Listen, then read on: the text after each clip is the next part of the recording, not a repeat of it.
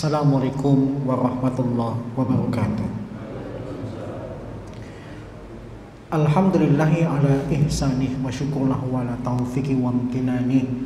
Asyhadu an la ilaha illallah wahdahu la syarika lahu ta'ziman li sya'nih wa asyhadu anna nabiyyana Muhammadan abduhu wa rasuluhu adda ila ridwanih. Allahumma sholli wa sallim wa barik alaihi wa ala alihi wa ashabihi wa ikhwanih, amma ba'd. Allahumma la sahla ila ma ja'altahu sahla wa anta taj'alu hasna idza syi'ta sahla. Allahumma inni a'udzubika min qalbin la yakhsha wa min du'ain la yusma wa min nafsin la tashba wa min ilmin la yanfa. Allahumma inni a'udzubika min haulal arba. Alhamdulillah, pada kesempatan malam hari ini Allah Subhanahu wa taala pertemukan kita kembali dan kita lanjutkan kajian kita membahas tentang fikih. Kita masih dalam pembahasan fikih kuliner atau fiqhul at'imah wal ashribah. Di pertemuan yang lalu kita sudah membahas tentang kenapa sih seorang muslim harus tahu status makanannya apakah termasuk halal atau haram. Yang pertama, kalau kita ingat, dosa pertama yang dilakukan manusia itu ternyata berkaitan dengan makanan. Lebih khususnya ketika Nabi Adam dan Hawa dikeluarkan dari surga, diturunkan ke bumi, itu salah satunya gara-gara memakan buah dari pohon yang terlarang. Kemudian yang kedua, kalau seorang muslim meremehkan status makanan dan minumannya, berefek nanti doanya tidak mustajab, nanti doanya tidak dikabulkan, nanti doanya tidak akan diterima oleh Allah, tidak bakal dikabulkan oleh Allah. Dan kemudian yang ketiga, sebabnya adalah karena Nabi SAW pernah bersabda, setiap daging yang tumbuh dari harta yang haram, maka tempatnya nanti adalah di neraka. Maka ini beberapa alasan kenapa seorang muslim harus tahu status makanan dan minumannya. Kemudian sempat kita bahas tentang stempel atau logo halal MUI, yang kalau menurut pandangan saya pribadi harusnya stempelnya haram bukan halal. Kenapa? Karena yang haram lebih sedikit, halal terlalu banyak. Yang kedua, kalau nanti stempelnya halal, khawatirnya kalau ada makanan dan minuman tidak berstempel halal, diduga jangan-jangan haram. Dan itu terjadi di kehidupan kita sehari-hari. Kita belanja di pasar tradisional atau di supermarket dan sebagainya, banyak makanan dan minuman yang tidak berstempel halal. Sehingga karena ada kerugian yang seperti itu, harusnya stempel haram bukan halal. Tapi karena sudah terlanjur dan itulah yang dipilih oleh MUI, maka ya kita terima saja.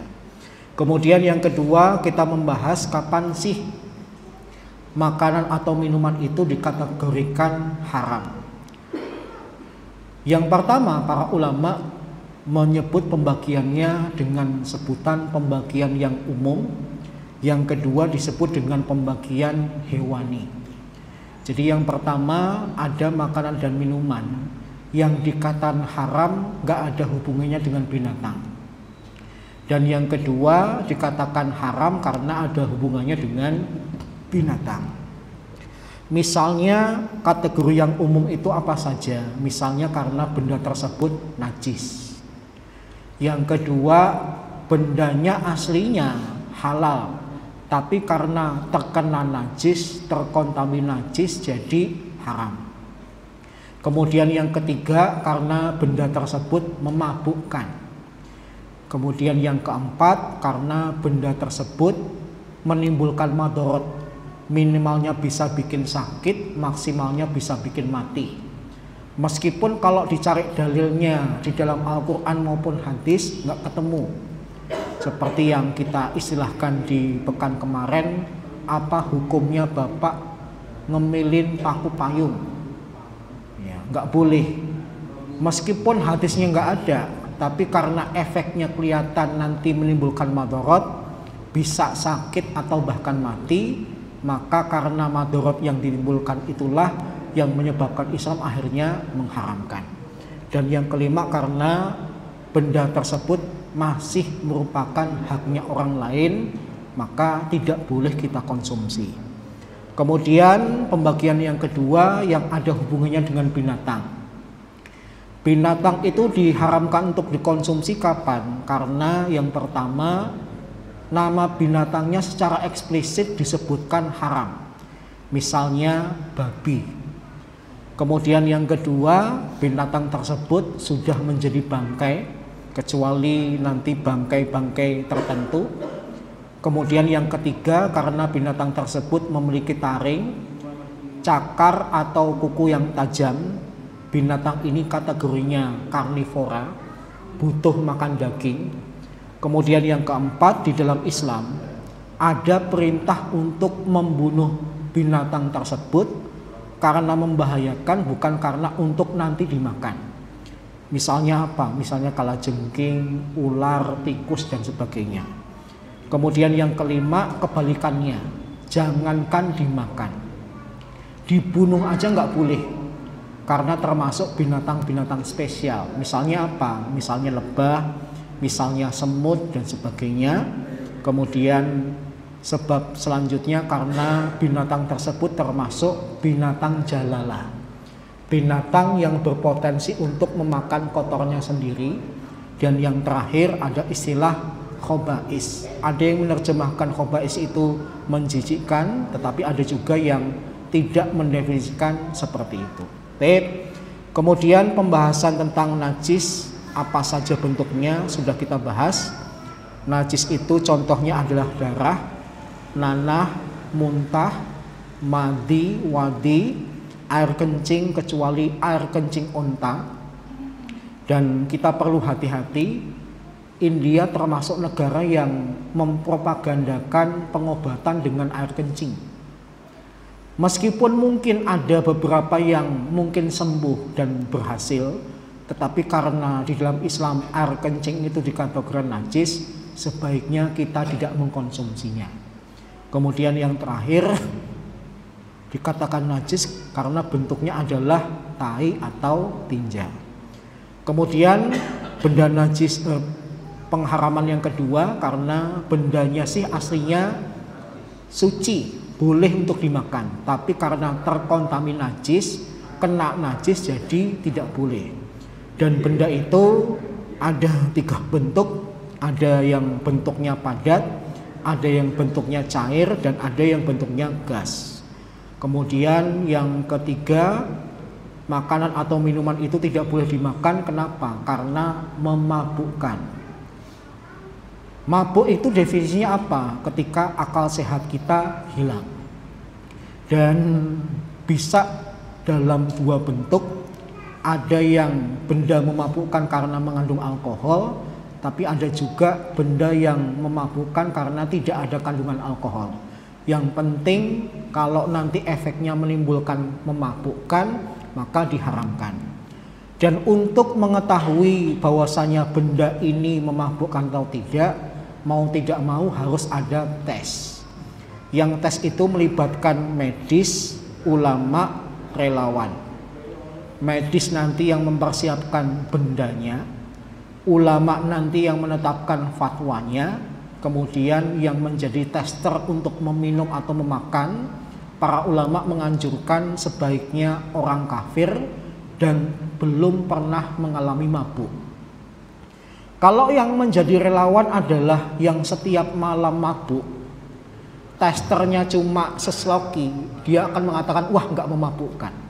Lah iya, karena setiap hari minumnya 2 botol, paham ya, gitu ya. Nggak memabukkan karena sampelnya cuma sesloki. Tapi kalau dia belum pernah sama sekali, sedikit pun nanti dia bakal mabuk. Nanti kalau kemudian hasilnya memabukkan, baru kemudian para ulama menetapkan fatwa, makanan ini, minuman ini karena memabukkan hukumnya haram, gitu ya.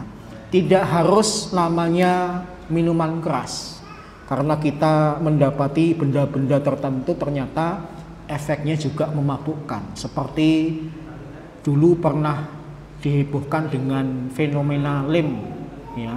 Lem yang dihisap ternyata bisa juga memabukkan. Maka menghirup lem itu hukumnya bagaimana? Haram. Tapi kalau kejadiannya gini, ada seorang laki-laki kalau naik kendaraan umum mabuk, maka apa statusnya dia naik kendaraan umum? Halalkah, haramkah? Bapak setiap naik bis umum mabuk muntah, bis itu hukumnya apa? Pak, bis itu hukumnya apa? Kalau setiap naik bis muntah, terus hukum bis bagi dia itu apa? Makruh. Kalau memang efek kepada dia setiap kali naik bis muntah. Tetapi tidak bisa dikatakan haram karena efeknya berbeda-beda. Ada yang biasa saja, ada yang juga sampai memabukkan. Kemudian terjadi pembahasan tentang alkohol. Alkohol itu ternyata bukan hanya ada pada minuman keras, bukan hanya ada pada larutan kimia tertentu, tapi juga ternyata terdapat dalam makanan atau minuman yang biasa kita konsumsi. Kalau bicara tentang nasi, ada nggak kandungan alkoholnya? Ada, meskipun sedikit. Kalau bicara tentang singkong, ada nggak kandungan alkoholnya? Ada, tapi sedikit. Tetapi umumnya orang makan nasi, orang makan singkong itu tidak memabukkan, maka dihukumi halal. Terkecuali kalau kemudian ada orang yang menyengaja nasinya kemudian disimpan dengan teknik tertentu nanti jadi alkohol, baru haram. Singkong disimpan dengan fermentasi tertentu di waktu tertentu, akhirnya berbusa mengeluarkan air, airnya kemudian mengandung alkohol, nah itu baru haram. Kalau memang di awal tidak diniatkan untuk diambil alkoholnya, maka hukumnya halal, gitu ya. Saya pernah mendengar cerita dulu di stasiun balapan itu setiap hari ada kiriman tape ketan. Yang dikirim itu bukan tape ketan yang baru sehari dua hari diproduksi, tapi biasanya sudah basah, sudah ngeluarin air. Dan ketika diangkut itu yang paling seneng ngangkut tape ketan ini siapa? Para tukang becak. Zaman ketika becak itu masih banyak. Yang tukang becak itu kalau ngangkut tape ketan ini, mereka sengaja menekannya biar airnya keluar, kemudian dikumpulin di dalam botol.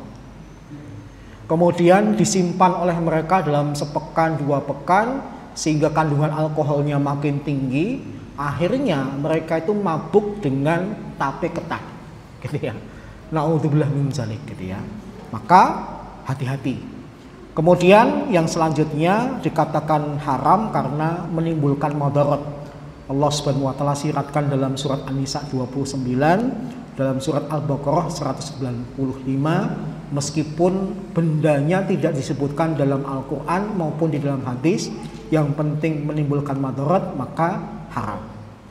Kemudian mohon maaf terjadi pembahasan tentang rokok, gitu ya.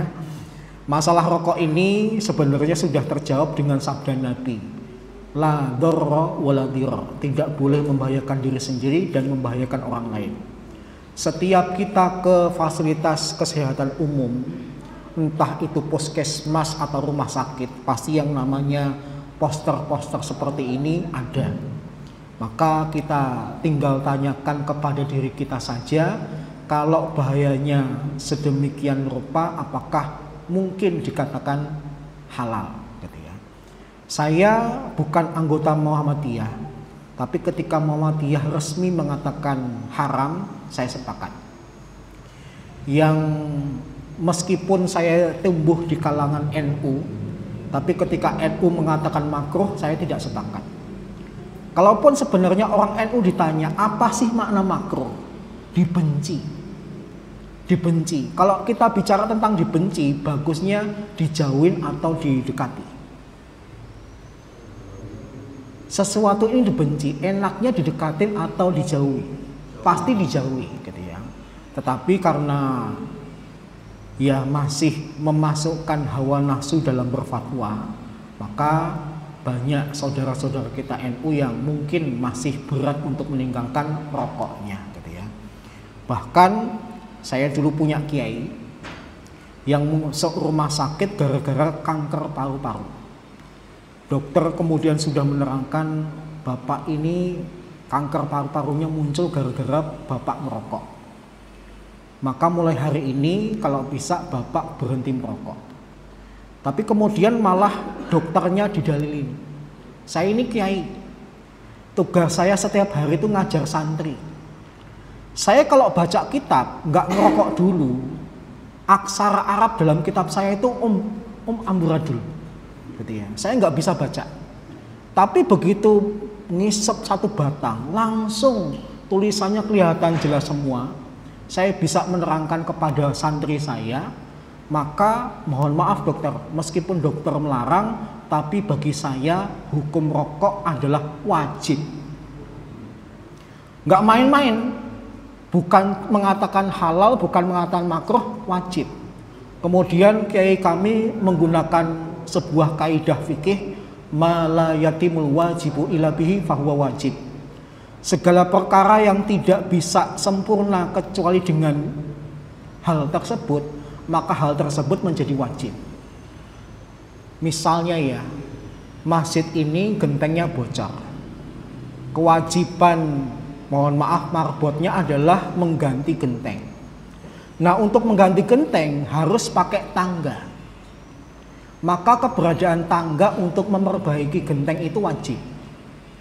Kiai kami kewajibannya mengajar, tapi nggak bisa ngajar atau membaca tulisan aksara Arab dengan jelas kecuali dengan merokok, maka dihukumi oleh beliau wajib gitu ya. Baru kemudian beliau itu berhenti merokok ketika saya bawa tablet. Saya kemudian ngobrol dengan beliau. Saat itu kan Malaysia negara pertama yang menemukan fakta ternyata di filternya rokok itu ada darah babinya. Nah, ketika saya tampakkan, soalnya orang NU itu kalau dalam masalah babi sensitif. Dalil itu kayaknya nggak berguna semua, tapi kalau sudah dikaitkan dengan babi langsung reaktif. Nih kiai, ternyata filter rokok yang salah satunya jenengan hisap itu ada kandungan babinya, dibaca. Astagfirullah, mulai hari ini saya tidak akan merokok lagi. Jadi dalil bermacam-macam nggak mempan, tapi karena keberadaan babi akhirnya mempan. Tep gitu ya. Tep. Kemudian yang selanjutnya tidak halal karena berkaitan dengan haknya orang lain, misalnya mencuri, merampok, nipu, penggelapan harta anak yatim, pemerasan, korupsi, penyuapan dan sebagainya. Riba bisa dengan bunga bank, bunga deposito, maupun transaksi jual beli, sewa menyewa, pinjam meminjam dan sebagainya. Kemudian karena harta tersebut diperoleh dari judi, mau sifatnya resmi, mau sifatnya liar, tersamar, online atau tidak online, kalau itu adalah judi, maka hasil dari judi tersebut haram untuk dimakan. Ini pembahasan kita di pekan yang lalu. Sekarang kita tuntaskan kategori kedua, yaitu diharamkan karena sifatnya hewani, sifatnya berhubungan dengan binatang. Yang pertama, binatang itu diharamkan untuk dimakan. Kenapa? Karena secara eksplisit Al-Quran maupun hadis menyebutkan namanya. Misalnya terkait dengan babi, Allah Subhanahu wa taala berkata, "Hurimat alaikumul maitah wa damu wa lahmul khinzir." Diharamkan untuk kalian untuk memakan bangkai, darah dan daging babi.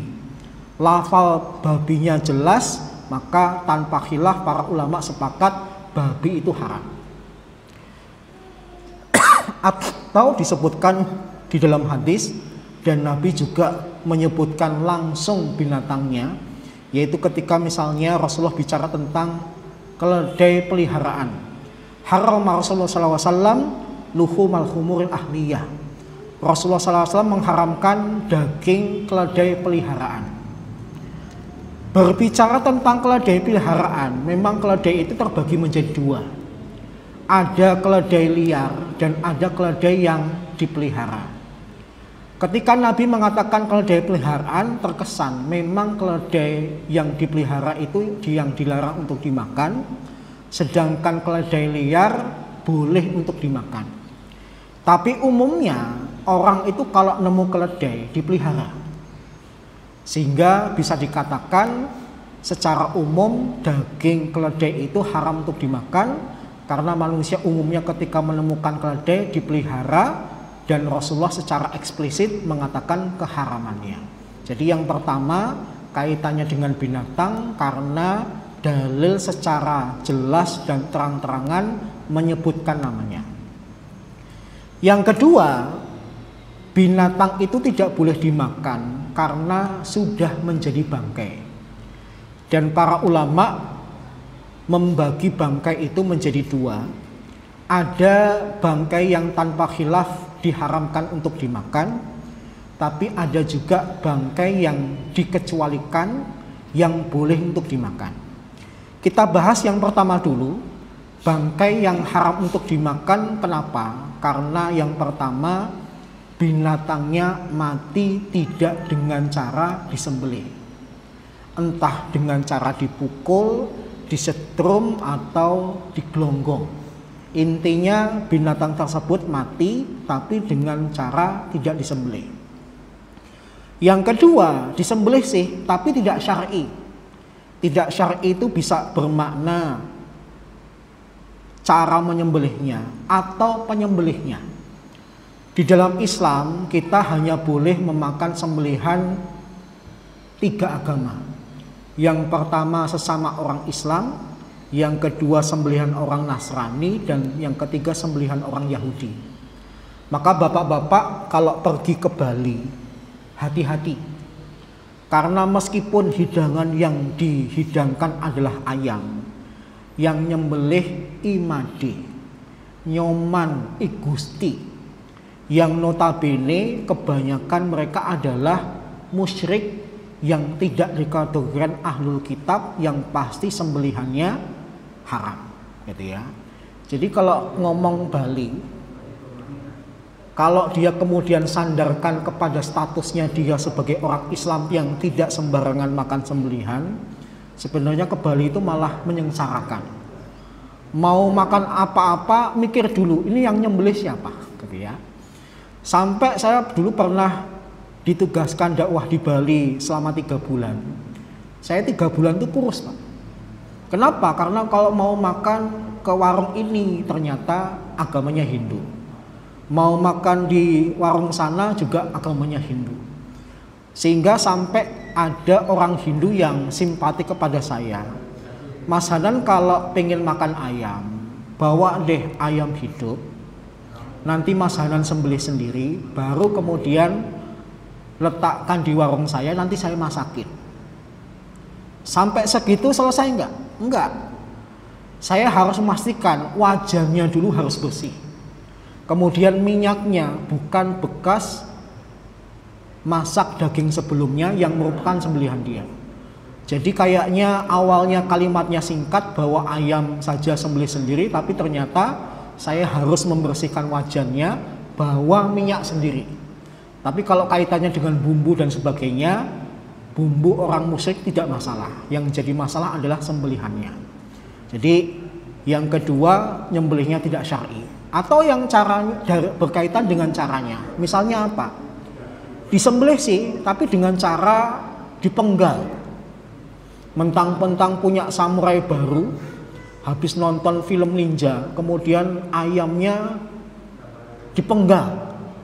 Atau mau membunuh, menghilangkan nyawanya dari ayam itu bukan dari leher, tapi dari batok kepala yang tersakiti dengan pedangnya, pisaunya dan sebagainya. Maka itu juga cara yang tidak syar'i, malah jadi bangkai.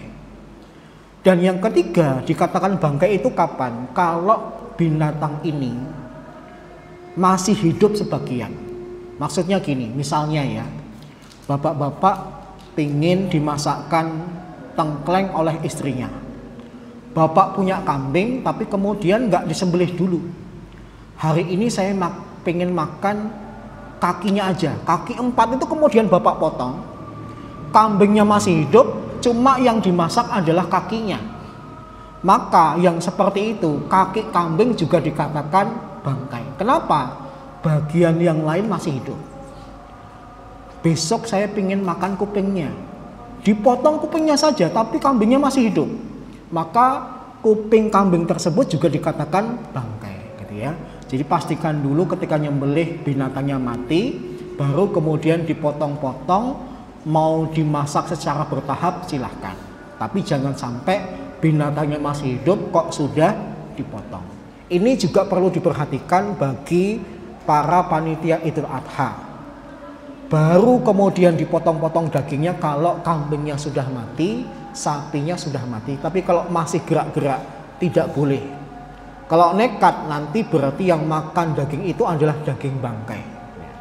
Kemudian yang kedua, yaitu bangkai yang dikategorikan halal. Dikategorikan halal itu adalah yang menghalalkan Rasulullah SAW sendiri. Yang pertama, Nabi menyebut ikan, baik ikan yang hidup di air tawar maupun ikan yang hidup di air asin. Ketika kita mendapatkannya sudah mati, sudah jadi bangkai, halal kita makan dagingnya. Meskipun mungkin namanya terkesan membuat bingung. Misalnya ada binatang laut namanya bulu babi, gitu ya. Itu boleh dimakan nggak? Boleh nggak Pak? Boleh, gitu ya. Karena cuma penyebutannya yang mirip dengan bulu babi. Tapi kalau bulu babi beneran yang kemudian kecemplung dalam laut, nggak boleh untuk dimakan. Paham ya? Kemudian yang kedua, belalang. Tapi umumnya setahu saya belalang yang dimakan itu belalang yang berwarna coklat atau belalang kayu. Belalang yang hijau itu kalau dimakan nggak enak, apalagi belalang sembah. Belalang sembah itu nggak ada dagingnya. Bahkan ketika dia dilukai, darahnya keluar, itu darahnya bau, gitu ya. Sehingga umumnya yang dimakan adalah belalang. Kemudian yang ketiga, para ulama mengatakan juga termasuk bangkai yang halal adalah hewan yang tidak memiliki darah, gitu ya. Contohnya apa? Ubur-ubur, gitu ya. Kalau ubur-ubur sih para ulama ada yang mengkategorikan ikan, tapi ada juga yang mengatakan halal karena tidak memiliki darah. Ini haram yang kedua. Untuk lebih jelasnya kita uraikan sembelihan tidak syar'i itu kenapa? Yang pertama karena niatnya bukan karena Allah. Emangnya ada orang nyembelih niatnya bukan karena Allah? Banyak. Misalnya ya, dulu salah satu mantan menteri agama membocorkan ketika beliau sudah pensiun, di Istana Negara itu setiap malam tirakatan, malam 17 Agustus pasti nyembelih kambing, yang masing-masing kambing itu kemudian kepalanya dipendam di ujung-ujung istana.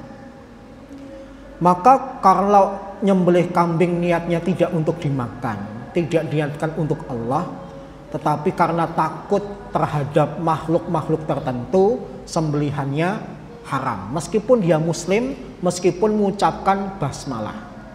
Karena niatnya bukan karena Allah, takut kepada makhluk lain, maka sembelihan tidak syar'i. Yang kedua, karena penyembelihnya bukan muslim, bukan ahlul kitab. Yang ketiga, salah teknis, tidak keluar darah, motongnya bukan beda bagian leher, dan alat potongnya bukan pisau. Rasulullah SAW itu melarang menyembelih binatang dengan tulang dan kuku atau gigi. Jadi meskipun tulang binatang kering kemudian dibentuk menjadi pisau-pisau, demikian juga kukunya dan giginya nanti kalau sudah kering dibentuk menjadi pisau-pisau, tetapi diharamkan oleh Rasulullah SAW. Kemudian yang keempat, karena tidak membaca basmalah. Di pertemuan yang lalu sudah kita bahas masalah basmalah ketika nyembelih ini. Timbul khilaf di antara para ulama. Ada yang mengatakan wajib, tapi ada juga yang mengatakan sunnah. Dan Imam Syafi'i termasuk yang kedua. Membaca basmalah itu hukumnya sunnah. Sehingga seandainya bapak dan ibu terlupa, maka sembelihannya tetap boleh dimakan. Tapi kalau menyengaja tidak membaca, maka para ulama sepakat hukumnya menjadi bangkai, tidak boleh dimakan. Yang mengatakan wajib cuma madhab Hambali. Ketika mengatakan wajib, konsekuensinya besar. Berarti lupa binatang ini kategorinya bangkai, tidak boleh untuk dimakan gitu ya. Kemudian selanjutnya adalah binatang yang tidak boleh dimakan karena memiliki taring, kuku atau cakar yang tajam gitu ya. Rasulullah SAW pernah bersabda, kulu dina bin minasiba fa'akaluhu haram wa zada kulu di mikhla bin minatoir. Rasulullah SAW pernah bersabda, setiap binatang buas yang memiliki taring hukumnya memakannya adalah haram. Dalam riwayat yang lain beliau menambahkan, dan setiap unggas yang memiliki cakar maka juga diharamkan untuk dimakan. Seperti apa? Seperti elang, alap-alap, rajawai dan sebagainya, itu tidak boleh dimakan. Kemudian yang selanjutnya diharamkan dari binatang karena termasuk binatang yang diperintahkan untuk dibunuh ketika kita bertemu, karena binatang-binatang ini membahayakan. Misalnya apa? Rasulullah SAW memerintahkan khamsu fawasik, 5 binatang yang termasuk binatang-binatang fasik atau binatang jahat. Yuqtalna fil haram, bahkan binatang ini boleh dibunuh di tanah haram, yaitu di sekitaran Masjidil Haram maupun di sekitaran Masjid Nabawi. Yang umumnya di daerah itu nggak boleh untuk berburu atau membunuh binatang, tapi kalau untuk binatang-binatang ini boleh untuk dibunuh. Yang pertama apa? Al-fa'rah, tikus. Yang kedua al-aqrab, kalajengking. Yang ketiga al-hudayya, burung buas. Yang keempat gurab, burung gagak. Yang kelima wal kalbul akur, anjing galak. Terkait dengan masalah gagak, ternyata para ulama merinci tidak semua gagak boleh dibunuh. Hanya gagak yang memiliki bulu putih dari sekian banyak bulu hitamnya, itu yang boleh dibunuh.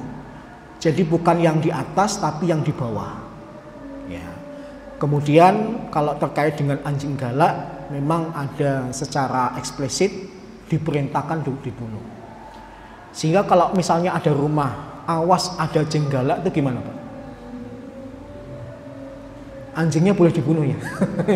Ya kan? Gitu ya. Ya supaya anjingnya dibunuh, tulislah awas ada anjing gitu ya. Tapi kok sampai dia sendiri mengatakan awas ada anjing galak, jangan salahkan umat Islam kalau dibunuh. Kenapa? Ada perintahnya gitu ya. Pelihara anjing boleh enggak? Boleh dengan 3 alasan bagi seorang muslim. Yang pertama, untuk jaga rumah. Yang kedua, untuk berburu. Dan yang ketiga, karena untuk membantu dalam menggembala. Selain 3 ini, maka tidak diperbolehkan kita memelihara anjing. Bahkan Nabi bersabda, barang siapa yang melanggar laranganku, maka setiap hari dia dapat dosa sebesar kirat. Kirat itu seberapa? Sebesar gunung. Pahala kita dalam 1 hari aja belum tentu sebesar gunung, tapi gara-gara memelihara anjing di luar 3 alasan tadi, bisa sebesar gunung setiap harinya. Kemudian termasuk binatang buas juga yang disebutkan di dalam hadis adalah adib, yaitu serigala. Kenapa? Karena binatang-binatang buas ini kayak posisi perang ketika bertemu kita. Kalau enggak dia membunuh kita, kita yang membunuh dia, maka cepet-cepetan. Lebih baik kita membunuhnya terlebih dahulu. Kemudian yang selanjutnya, yang termasuk binatang yang diperintahkan untuk dibunuh adalah ular. Bahkan ada gambaran ular secara rinci yang digambarkan oleh Nabi. Yang pertama adalah ular yang memiliki garis putih di punggungnya. Dan yang kedua, karena ular tersebut buntung ekornya. Jadi bukan yang warnanya sama satu warna, tapi ada garis putihnya di punggungnya, dan yang kedua yang ekornya itu buntung. Rasulullah kemudian merinci, karena kalau ular sudah dalam keadaan seperti ini, bisanya lebih mematikan daripada yang lain. Bahkan ada ular yang ketika nyemburin bisanya saja itu bisa bikin perempuan keguguran. Ada ular yang nyembur kena mata bisa bikin buta dan sebagainya gitu ya. Sehingga lebih ditekankan kalau ada ular dengan kondisi ada garis putih atau ekornya itu buntung. Kemudian binatang yang diperintahkan untuk dibunuh apalagi, yaitu wazak. Wazak ini kalau kita lihat dalam kamus bahasa Arab, gambarnya dua. Dalam kamus Al-Muhit itu ada gambarnya, meskipun dengan gambar tangan, gambarnya dua. Saya melihat digambar dengan bentuk cicak, yang kedua dengan seperti cicak tapi ada bentol-bentolnya, maksudnya adalah tokek. Bahkan Nabi pernah bersabda, barang siapa yang membunuh cicak atau tokek dengan sekali pukulan, maka pahalanya sekian. Dengan 2 kali pukulan pahalanya lebih rendah, dengan 3 kali pukulan pahalanya lebih rendah. Berarti semakin cepat bapak membunuh cicak atau tokek, pahalanya makin gede gitu ya. Bahkan dalam dunia ruqyah, cicak itu bisa dijadikan indikator orang ini disihir atau tidak. Salah satu teman saya itu pakar ruqyah yang tinggal di Bekasi, itu pernah dapat pasien rumahnya penuh dengan cicak. Dan itu menjadi indikator kalau pasiennya itu kena sihir. Karena binatang ini kategorinya jahat, dijadikan perantara untuk menyampaikan sihir kepada korbannya, tidak salah kalau Nabi menyebutnya voicing. Kalau diingat-ingat lebih jauh, sebenarnya kayak ada dendam kesumat terhadap 2 binatang ini. Karena 2 binatang ini konon yang ikut nyemburin angin ketika Nabi Ibrahim dibakar. Cicak ketika melihat Ibrahim dibakar, bukannya seperti semut berusaha memadamkan, tapi malah menghembuskan angin supaya anginnya makin besar. Ya kalau di logika, api disembur sama cicak makin gede nggak? Nggak, kayak nggak ngefek. Tapi karena sikapnya yang demikian, seakan-akan kemudian ada dendam kesumat dalam Islam, kalau ketemu cicak atau tokek bunuh. Tapi saya menyarankan gini, kalau dia beraktivitas yang nanti menimbulkan bahaya di rumah kita, bagusnya dibunuh. Tapi kalau kemudian berada di rumah, di tempat yang tidak menimbulkan keburukan, biarkan. Karena kadang-kadang cicak itu kan membantu makan laron ketika ada laron. Ada binatang-binatang kecil yang hitam kalau ada musim panen itu apa Pak? Apa? Bukan yang hitam.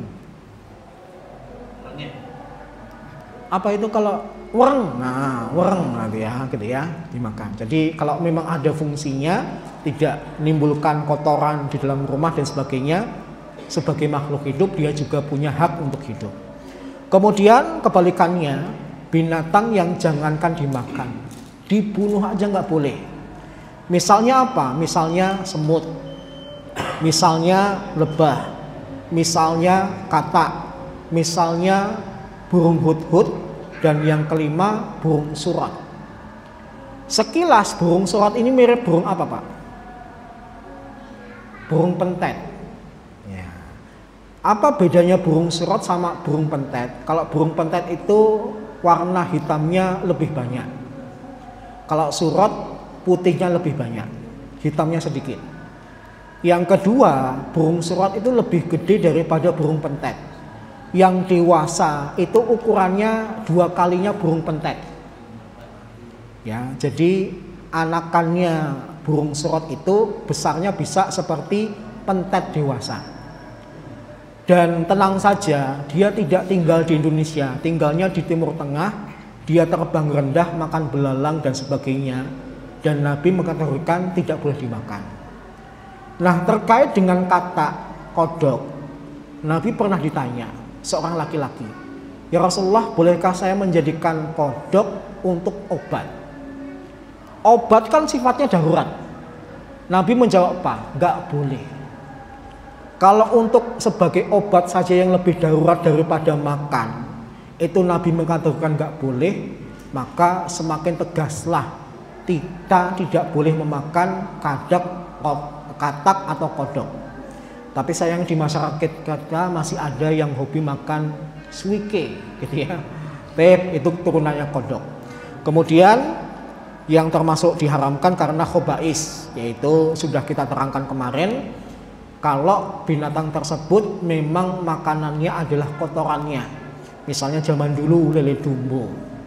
Kemudian ayam yang tidak pernah diberikan makan itu nanti akhirnya akan memakan kotornya sendiri. Dan yang sangat besar potensinya untuk menjadi binatang jalalah adalah bebek yang diangon di sawah. Kenapa? Karena dia buang air di air sawah, nanti minum pun dengan air sawah. Berarti kan makan kotornya sendiri. Maka bagusnya kalau makan bebek itu yang sedang tidak diangon atau memang pemiliknya itu punya peternakan bebek, setiap kali bebeknya mengeluarkan kotoran dibersihkan sehingga tidak ada potensi untuk memakan kotorannya sendiri. Saya pernah tausiah yang salah satu jamaah cerita, bebek makan kotorannya sendiri itu ternyata ada tujuannya. Tujuannya adalah membantu proses pencernaan. Tapi kemudian saya tanya balik, kalau kemudian tidak makan kotorannya, itu ngefek nggak? Kalau ternyata kemudian tidak mengefek, maka sebaiknya binatang jalalah ini seperti sabda Rasulullah di karantina terlebih dahulu. Yang lebih aman ada yang mengatakan 3 hari, ada yang mengatakan 5 hari. Tapi bagi saya sendiri semakin lama semakin bagus. Sebagaimana Abdullah bin Umar pernah punya jago, karena beberapa hari tidak diberikan makan, kemudian makan kotorannya sendiri. Oleh Abdullah bin Umar kemudian dikandangin, dikasih makan makanan ayam, sifat jalalnya hilang, baru kemudian disembelih. Dan yang terakhir ada istilah khobais yang tersirat dalam surat Al-A'raf 157. Hanya saja menjijikkan itu multi tafsir, multi pandangan gitu ya. Ada yang mengatakan menjijikkan itu karena binatangnya berlendir. Tapi kalau menurut ulama seperti Ibnu Abbas, beliau mengatakan khobais itu menjijikkan maksudnya babi, riba dan sebagainya, meskipun ada ulama yang mengatakan khobais itu binatang yang menjijikkan gitu ya. Wallahu a'lam bishawab. Karena waktunya sudah tidak memungkinkan, saya cukupkan sampai sekian. Kita tutup dengan doa khatul majlis dan alhamdulillah subhanakallahumma wa bihamdika asyhadu an la ilaha illa anta astaghfiruka wa atubu ilaik. Assalamualaikum warahmatullahi wabarakatuh.